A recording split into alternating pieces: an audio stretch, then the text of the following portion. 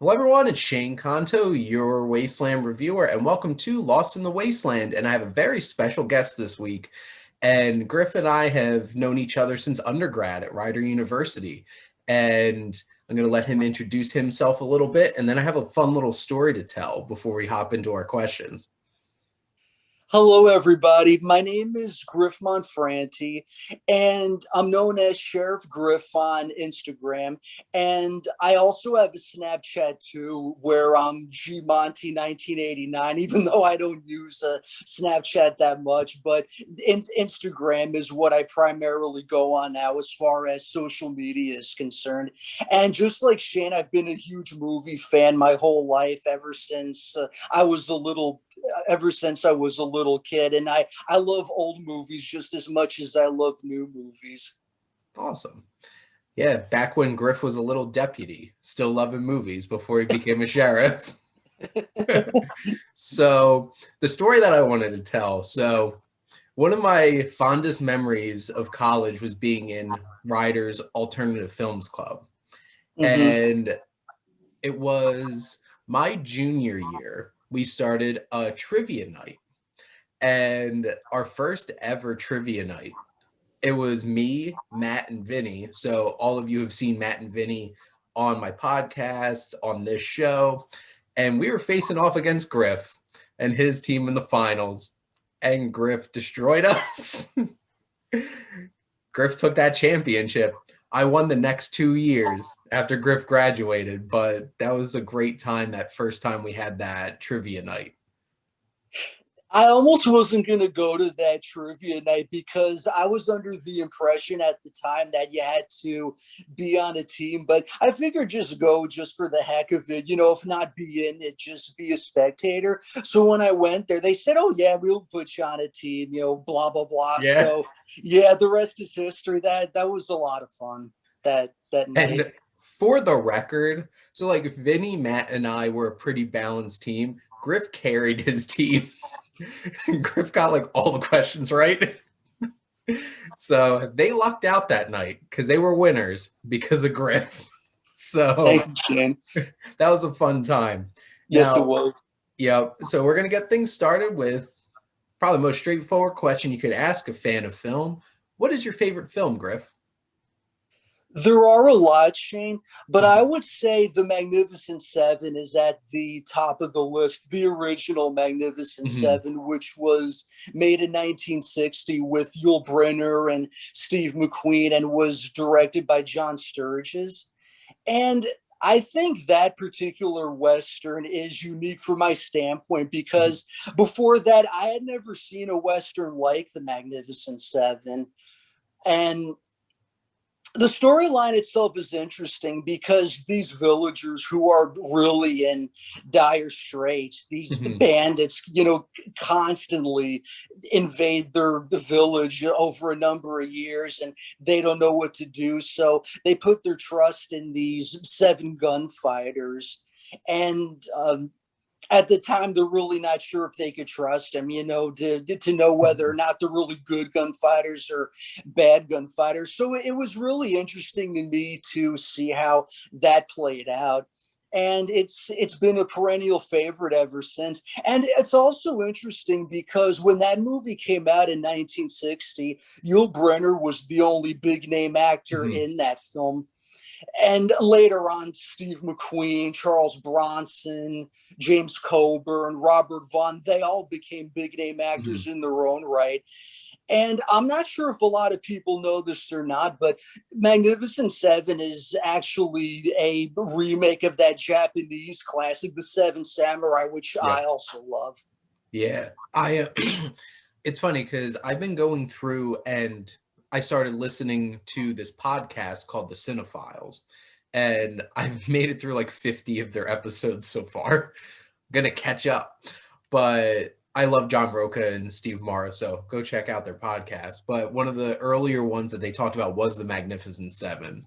And it's such a great film. It's one of the, because like, it's one of those like team up kind of westerns, and it has like that big ensemble cast, like you mentioned. And there's a lot of great classic film heroes in that film. And like Steve McQueen. Steve McQueen's so great. And even Eli Wallach, who plays the villain in the film. He's so charismatic, and you're just like, Tuco from Good, the Bad, and the Ugly. And Yeah. it's a great film, and it's obviously it has staying power. They remade it with Anton Fuqua remade it with Denzel and Chris Pratt, Ethan Hawke. So it's a great time. And yes, Seven Samurai is a great film too. Just be prepared to invest some time, because that's like 3.5 hour movie. Mm-hmm.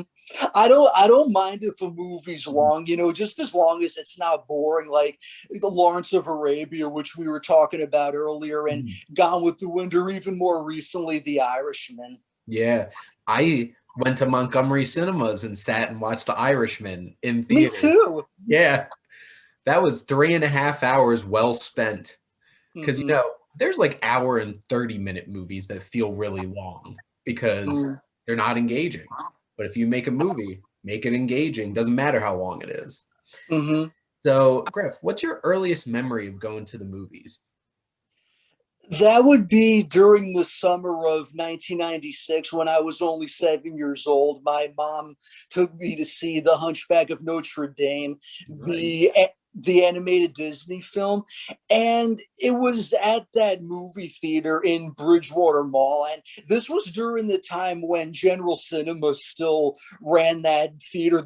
Of course, this was long before it became the AMC Dine-In Theater, before AMC took it over and transformed it into a dine-in theater. Mm-hmm. That is the first dine-in theater I've ever been to, is that one at Bridgewater. I saw Black Klansman there, actually, a couple of years ago. But I remember, I feel like a lot of people around our age definitely had an early memory of seeing a Disney movie in the theaters. Mm-hmm. And Hunchback, I love Hunchback. It's funny because like people have their favorite Disney songs. I don't think many people's favorite Disney song is Hellfire, but that's mine. So yeah, oddly enough, I don't remember that one. I mean, in fact, I haven't seen that movie in years. I'll have to go back and watch it to see if I can, see if I'm sure it's one of those songs, once I watch it and hear it, I'll remember it. Oh, it is dark and ominous for a Disney movie. Yeah, honestly, there were so many dark and ominous Disney movies in those days. Yeah, I always was a fan of the villain songs. They were always more fun. Mm-hmm. Now, I think I know the answer to this, but Griff, what is your favorite genre of movies? Action movies, whether if it's cop movies, Mm-hmm. Western movies, and war movies. When I started out watching action movies, I initially started with cop movies, Lethal Weapon movies, Dirty Harry movies, and actually this cop movie that John Wayne did in 1974 called McHugh, where he plays a Seattle police detective. Awesome. And Oh, go ahead, Griff. I'm sorry, you go ahead. No, you go ahead. It's fine. and with and there were the spy thrillers too, James Bond and pictures like that. Awesome. I'm a huge. Oh, go ahead, Griff. Yeah, I'm sorry. I was going to talk about the westerns. No, I was just gonna say I'm a huge fan of Lethal Weapon. Love Lethal Weapon. But go right ahead. Talk about the westerns. The first Western movie I saw was True Grit with John Wayne, and that was a significant picture for me because not only did it get me interested in Westerns, but also it led me to just appreciate classic movies a lot more, just one movie leading to the other. Yeah, and John Wayne was the king of the westerns. Made so many great westerns over the years. I think my personal favorite's The Searchers. I love The Searchers. That's one of my top. I had recently went through to make my top 25 movies list, and Searchers made it because I absolutely love that film so much. Mm-hmm. I love The Searchers too. That's definitely a favorite of mine too. Not just on my top John Wayne movie list, but I would say westerns in general. That's near the top of the list. With war movies, I think the first war movie I saw was Sands of Iwo Jima with John Wayne, and I know a lot of people think that that's his best war movie, and it is a very good film. But I also like other war movies he made too, like Flying Tigers and Back to Bataan or Bataan, however you pronounce it, Mhm. and also In Harm's Way. And those particular John Wayne movies led me to appreciate various other war films too. You know, whether if it's World War II, Vietnam, Mhm. Civil War, the American Revolution, Korean War. Yeah, I think I've only seen one John Wayne war film, and it was The Longest Day. And obviously that's a big ensemble one. And that one, it's like well before Saving Private Ryan, The Longest Day took on D-Day. That's a fantastic movie. In fact, every June 6th, I watch either The Longest Day or Saving Private Ryan. And there was another D Day movie too called D Day, the 6th of June with Robert Taylor, but I never saw that movie. Mhm. I haven't seen it either, but can't go wrong with The Longest Day or Saving Private Ryan. Hmm. Now, Griff, who's your favorite filmmaker? My favorite contemporary filmmaker is Quentin Tarantino, but I'm also particularly fond of classic filmmakers like John Ford and John Huston and Sam Peckinpah. Nice. I think a lot of people who've definitely been on my show are huge fans of Quentin Tarantino. I think a lot of people our age are huge fans of Tarantino, and I appreciate you bringing up some of those classic directors because John Ford made so many great films over the course of his career, and he was directing movies for decades and decades. And with John Huston with like the African Queen and stuff like that. Fantastic. Like he even pops up in films, just like in Chinatown. Right. With John Ford, I know a lot of people these days only associate him with westerns, Mhm. particularly those that he made with John Wayne. But he made some incredible dramatic films too, like Grapes of Wrath and Mhm. How Green Was My Valley and pictures like that. And of course, even though it's not a real dramatic movie, though, The Quiet Man, I watch that every St. Patrick's Day. Nice.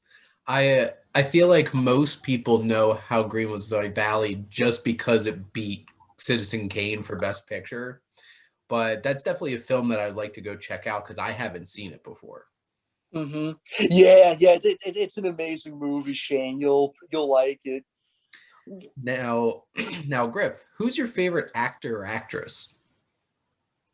My favorite actor, it would be a toss up between Clint Eastwood, Al Pacino, and Fred Williamson.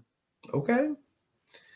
Oh, Clint Eastwood just has a presence and like he's just a force on screen. It's like I would be afraid with him standing over me pointing that magnum at me and be Yeah. and can't go wrong with Al Pacino. And oh, go ahead. I was going to say with Al Pacino, I don't know if I mentioned this before, but in 2010, he was at William Patterson University doing a lecture, and um, I was able to meet him afterwards and get my picture taken with him. And he was the nicest man, very, very approachable. You know, we talked for about 5 minutes because I had watched The Sea of Love the night before, which I hadn't seen before. Mhm. And he was saying that that was really the film that really, um, and not jump started his career, but it was a real turning point in his career. That is so cool that you got to meet him and have a conversation. And it's interesting because it's like Al Pacino was the top of cinema all through the 70s. And then, of course, like things kind of started coming back in the 90s. And, you have all of his hoo ha and him is like big roles. And it made me so happy to see him in The Irishman, like doing something like a high caliber film again. That made me so happy. Speaking of his 90s films, I think Heat is one of my absolute favorites. Oh, he is so great in that, him and De Niro. And that scene, obviously, them across the table at that coffee shop, that's something special. Because you don't get a whole lot of films where you could get two of the biggest, most influential actors in the history of cinema right there. And then we got it again.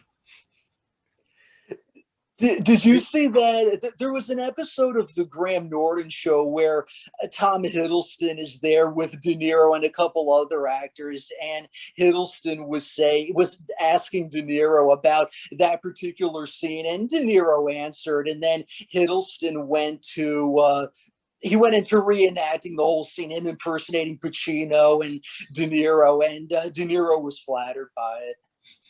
I could just imagine be like, that's what he did. Yeah, that's good. Basically. Now, Griff, do you have a particular film that you feel like you could watch every day? Probably Patton. Oh, that's a great choice.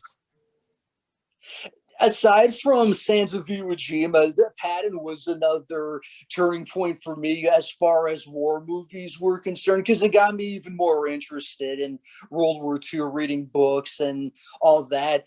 And it's interesting too, because when I was at Rider, I did a U.S. military history class with Lieutenant Colonel William Saraceni, and he said that George C. Scott was a better Patton than the real Patton. That's an interesting comparison, and he was fantastic in that film. And obviously, like, he won an Oscar, didn't accept it, but he did win an Oscar for it. And that opening scene with him in front of the flag, talking to all the troops, one of the most iconic speeches I've seen in any film ever. And I love that. And that's a special film because, like, my grandfather fought under Patton in World War II. And I remember watching that film with him. That's so crazy, because my maternal grandfather, when he was in World War II, he served under Patton's Third Army. Never met him, but he served under that particular unit.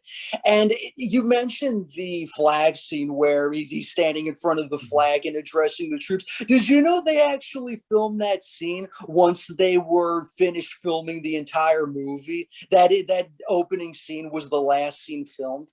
That's interesting. And that's an interesting little tidbit of, like, movie trivia there, because, like, like, realistically, it was doable, obviously, because it's like it's just him in front of that flag. But it's so interesting that it's like how powerful the opening it is to that scene is. Like, we're gonna do this last. You go through this whole entire other film from start to finish before going back and doing that. That's interesting. Shane, actually, going back to your question about favorite actor and actress, my three favorite actresses currently are Jennifer Lawrence, Shailene Woodley, and Zendaya. Awesome. Yeah, Jennifer Lawrence was on a real hot streak there. Basically, anything she did, she was getting some serious Oscar contention. And I'm interested because she's in a new film with Leo, right? With for Adam McKay, I think's directing it. So I'm interested to see that film when that comes out. And Zendaya is definitely grabbing attention, and she's a fantastic actress.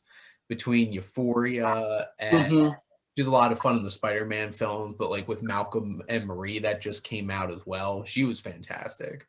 I thought so too, with Malcolm and Marie, and I thought Euphoria was a very, very good series, and that she definitely deserved the Emmy. Yep. Now, Griff, what's a particular film that you feel like you connect with because it relates to an interest of yours?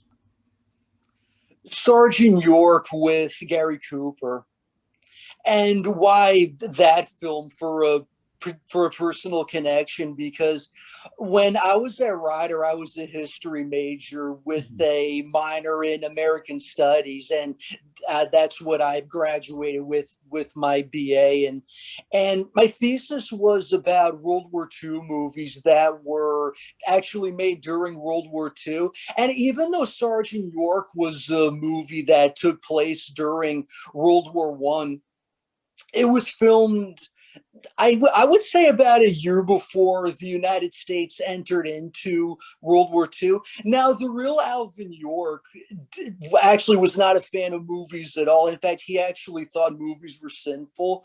He saw what Hitler was doing, invading Europe, and York thought that by making a movie about his life would could be used as a way to stop Hitler. And York said that he wouldn't allow the movie to be made unless Gary Cooper portrayed him.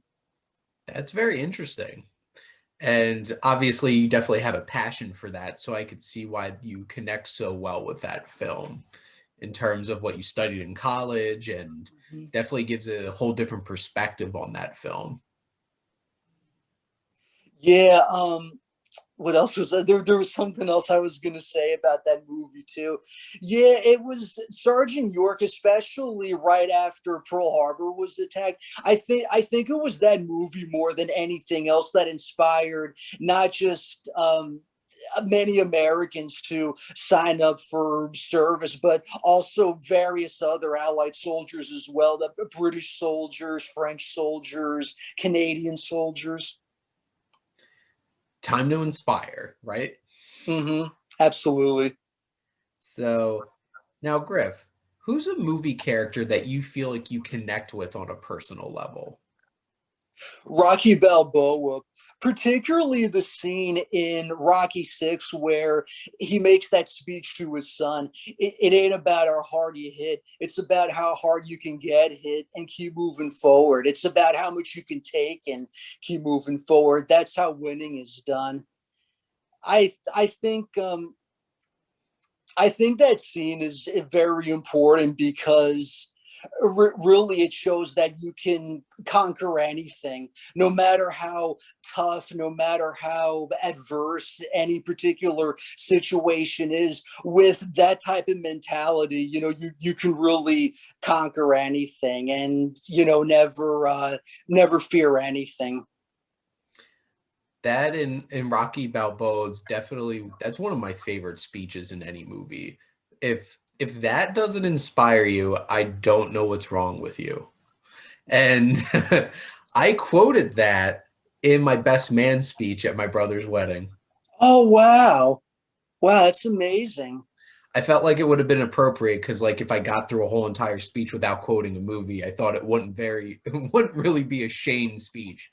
So I'm like, I thought that was very fitting because it's like getting married. You're gonna go through a lot of things, but you got to keep pushing forward. Absolutely. And that's inspiration for all of us because life will get you down, especially all Hmm. this stuff we've been through lately in the past year or so. And like, you know what? Keep moving forward, keep getting Hmm. up. Now, Griff, what's a particular film that you love that you think would surprise people? I'm gonna say Pan's Labyrinth, primarily because it's a the fantasy movie, and I thought it was gonna be strictly fantasy. But when I watched it in that Spanish class that I took at Middlesex County College, I didn't realize that it also had to do with the aftermath of the Spanish Civil War, which really interested me as well. And I love that there were those two dual stories at the same time, those Mhm. two dual good versus evil stories.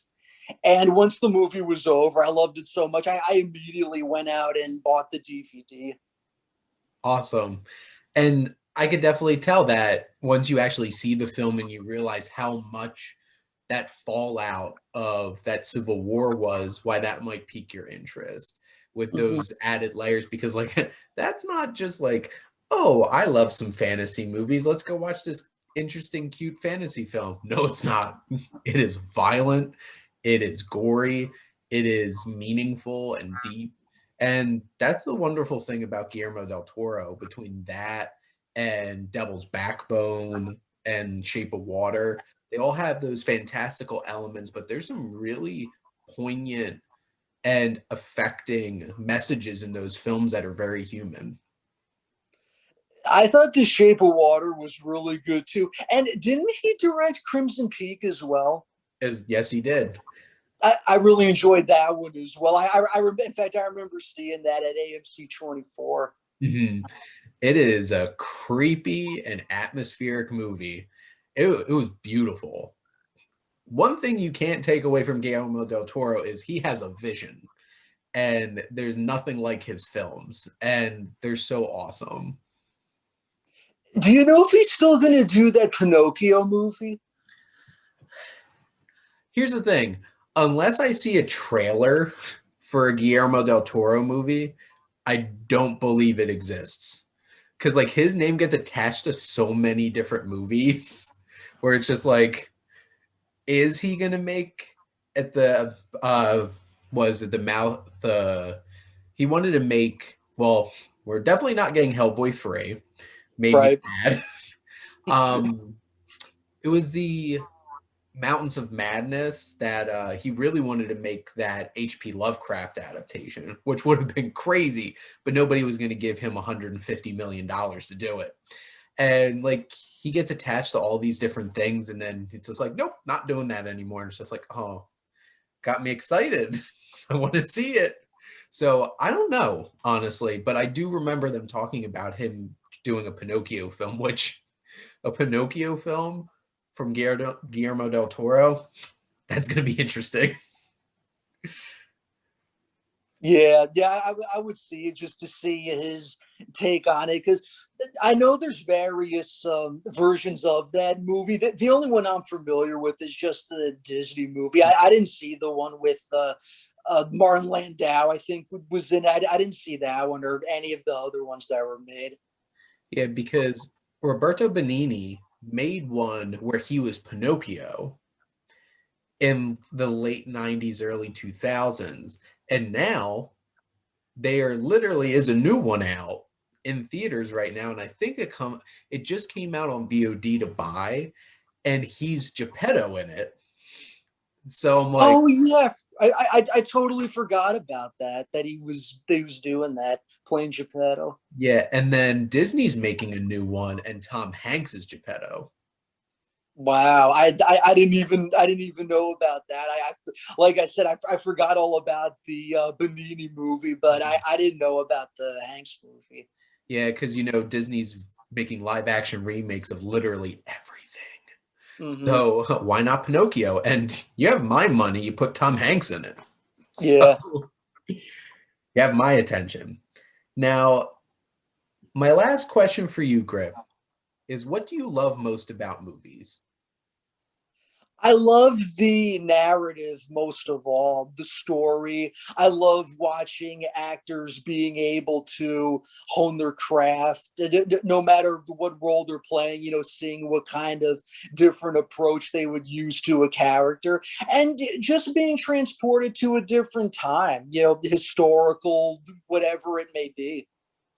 And I can imagine, especially for you with your history degree and stuff like that, being able to be transported into those different times and places is an exciting thing to be able to do. And definitely for me, being able to be transported into a different story than what I live every day is such a cool experience.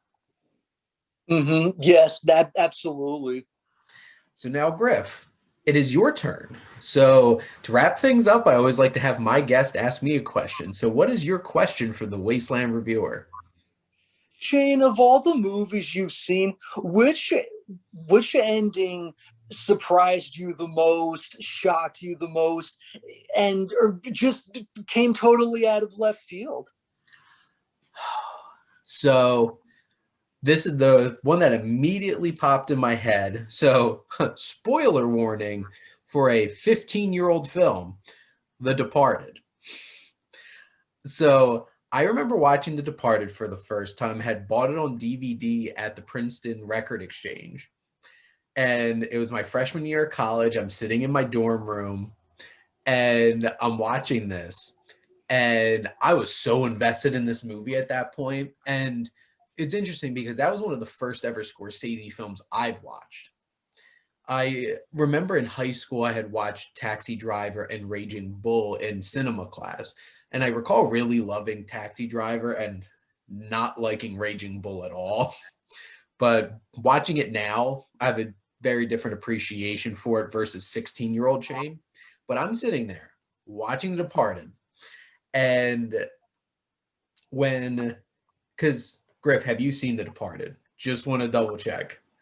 Yes, I have many times. I saw when it came into theaters, and I later on when it got released on DVD, I bought it and I've seen it many times Okay. since. Did not want to ruin it for you. So that moment when that elevator opens and Leo gets shot, and I'm just like, no. And they have the funeral and everything, and I'm just sitting there like, Matt Damon is gonna get away with this. And I remember being so angry, and because like I didn't want him to win. And I felt so bad for Leo through all the things that his character went through. And then when he opens his door with his groceries at the end of that movie, and the camera is pointing towards the feet of someone in these like little booties, and it's a tracksuit and it's panning up and it's Mark Wahlberg, and I'm like, and when he shot Matt Damon and walked out, I literally cheered in my dorm room because I did not see that coming, like at all. Did not see that coming. And that definitely was one of the most like shocking and got the most reaction out of me. The only other film that I could think of right off the top of my head was watching The Prestige for the first time. And I did not guess any of the twists while watching that movie for the first time. And when everything happened at the end of Christopher Nolan's film, I'm just like, what did I just watch? And so those are definitely some experiences. And the funny thing is, both of those were sitting in my dorm room. The Departed was definitely an amazing movie, hands down one of my favorite Scorsese movies in the top 5. And I thought The Prestige was a very good film too. Mm-hmm. I'm a huge Hugh Jackman fan, so basically anything with Hugh Jackman in it, I'm like, I'm sold. And I'm a huge Christopher Nolan fan, so like I love The Prestige so much. Yeah, we were talking about Dunkirk before. I finally rewatched it recently. It's still a really good movie because when I saw it in theaters for the first time, I remember really liking it. But then about a week afterwards, I heard a lot of people saying they didn't like it. So I'm thinking, wait a minute, do we watch the same movie? So I rewatched it again, and it was a very good movie. I mean, not one of my favorite World War II movies, but I thought it was really good for what it was. I thought Christopher Nolan did a fantastic job, as did Kenneth Branagh on it, and Tom Hardy, Harry Styles, even. Mm-hmm. Yeah, it was an amazing production. Yeah, I think the tricky thing about Dunkirk is, and this was like the big drawback for me, is didn't feel emotionally connected to any particular characters because to be fair, you don't really get to know anybody. But the performances are strong and like it's directed impeccably. Like it is an amazing technical film. And like I remember the first war film that I watched and fell in love with was The Great Escape. And I remember watching that with my grandpop and my uncle, and that's just full of characters, memorable characters, charismatic performances, and like Dunkirk's a very different film. It's very much like I'm gonna make you feel this, being stuck in all this. And I remember, especially for those who saw it in IMAX, apparently could not handle the sound design and the score because like that's an anxiety inducing score, the whole and it's just like, oh my god, I'm feeling it right now. It's a stressful score. Yeah, it definitely is. I mean, 70 millimeter was fantastic, but the IMAX, I can only imagine. I mean, if that were re-released in IMAX, I would definitely go see it. Going back to what you were saying, the Great Escape, I really enjoyed that one as well. Mm-hmm. Oh, Steve McQueen, Richard Attenborough, Charles Bronson, James Coburn. Well, basically a whole bunch of people from Yeah, Magnificent Seven. Yeah, James Garner. Yeah, and John Sturges directed it. Yeah, James Garner is so great too. He's one of my favorite characters, Donald Pleasance, and Oh yeah, I forgot he was in that. because he was the forger, and like they all had their little roles. Like, of course, Steve McQueen's the cooler king because Mhm. just kept getting in trouble, kept Yeah. trying to escape. But that was a great question. I appreciated that one, Griff. But this was a lot of fun. And I'm so glad that I got a chance to chat with you. It had been a long time between that the two of us actually got a chance to talk. So this was awesome. Yes, it was, Shane. And again, thank you so much for giving me this opportunity to be on your podcast. I loved it, and your questions were excellent. Awesome. Thank you, Griffin. When I wind up doing some round twos with some new questions, definitely going to reach out to you. Thank you, Shane. I really appreciate that. And I appreciate having you on the show, Griff, and I appreciate all of you out there supporting your Wasteland Reviewer.